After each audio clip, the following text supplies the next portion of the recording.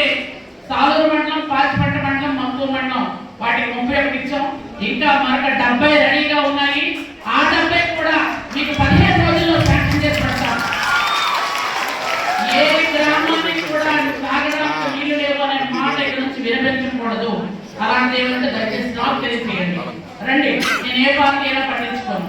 గిరిజనులు ఎక్కడ కూడా తాగడానికి నీళ్లు లేవు, ఇబ్బంది పడుతున్న మాట మనకు వినిపించకూడదు, కనిపించకూడదు. అది మాత్రం చెప్తున్నాను నేను. దయచేసి అక్కడ గ్రామస్తులు ఎవరైనా చెప్పడానికి ఇబ్బంది పెడితే అక్కడ ఉన్నటువంటి మన టీచర్లు కానీ, లేదా మన డాక్టర్స్ కానీ, లేదా మన ఉద్యోగస్తులు ఎవరైనా బాధ్యతాయుతంగా దయచేసి నాకు చెప్పండి, మనం ఖచ్చితంగా చేసి పెడదాం. కానిస్టేబుల్స్ కానీ లేదా మిగిలిన అన్ని ఏవి మీకు కావాలి అనుకుంటే అప్పుడు మీకు కోర్సుల్లో ట్రైనింగ్ ఉండేవి. ఆ ట్రైనింగ్స్ మళ్ళీ వస్తాయి.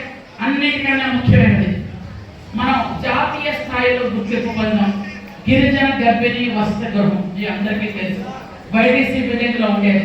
ఇప్పుడు మళ్ళీ అది తెలుస్తున్నాం. మళ్ళీ ఎవరైనా 7వ నెల 6వ నెల ప్రెగ్నెంట్ హిల్ టాప్ లో పౌష్టికాహారం ఇచ్చి డెలివరీ తీసుకెళ్ళడం ఇవ్వడం కాబట్టి ఈ డోరీలు మొత్త కానీ లేదా ఈ ఆధునీకరణ యుగంలో కూడా ఒక నడి రోడ్డు మీద మన గిరిజన యువతి డెలివరీ అవుతుందంటే నేను అది భరించలేకపోతున్నాను. చాలా బాధపడుతున్నాను నేను.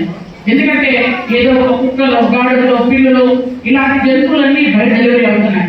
కానీ ఒక నా సోదరి ఇప్పుడు కూడా రోడ్డు మీద డెలివరీ అవుతుందంటే అది సిగ్గు. కాబట్టి దయచేసి ఇక్కడ ఉన్నటువంటి ఆశా వర్కర్లు కానీ, ఏఎన్ఎంలు కానీ, డాక్టర్లు కానీ, ఆ స్కూల్లో పనిచేస్తున్న టీచర్లు కానీ ఎవరైనా బాధ్యతగా వాళ్ళకి చెప్పండి.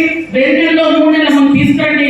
గిరిజన గర్భిణీ వసతి గృహంలో పెడదాం. వాళ్ళకి పౌష్టిక ఆహారం ఇద్దాం. డెలివరీ అయ్యాక ఇంటికి పంపిద్దామని మరొకసారి మీ అందరికీ నేను